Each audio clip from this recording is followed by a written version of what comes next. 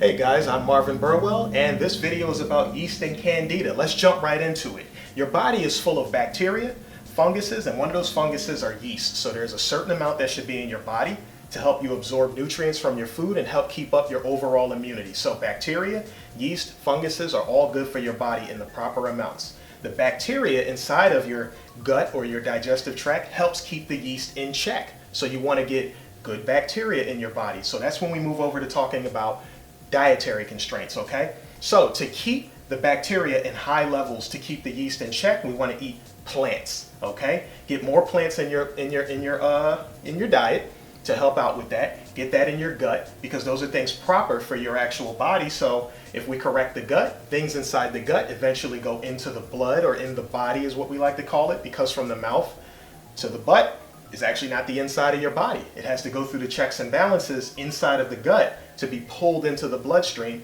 and the bacteria, the yeast, and things like that help you do that. So we're going to get more plants and vegetables and fruits into our diet. That's going to help us get the probiotics and things like that and the nutrition we need to pep our body up and get the cleaning the blood and cleaning out the gut. What do we want to avoid? Avoid sugar. Sugar feeds yeast and candida. No alcohol, no breads, no pastas, none of that refined stuff, no baked goods. You're going to want to stay away from that for a while. When I say a while, how long? It takes about 90 to 120 days to turn over the blood.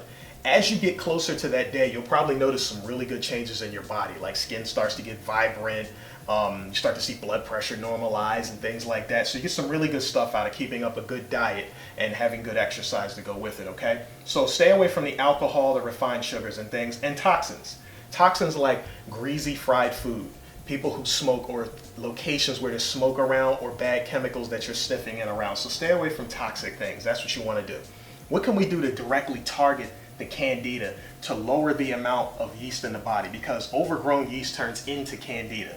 So if we want to fight, we want to use things like garlic, okay? So get some garlic in the diet. This is one of those, it kills off that yeast and gets the numbers down, and those probiotics from the veggies and stuff will help bring up the good bacteria, which will help keep the yeast in check. So we want garlic. Turmeric. Look how vibrant that actually is. It's a very vibrant turmeric. And then you have the root version of turmeric, which still has the water in it. So if you dehydrate this and you grind it down to a powder, you get this. So kind of the same thing, okay?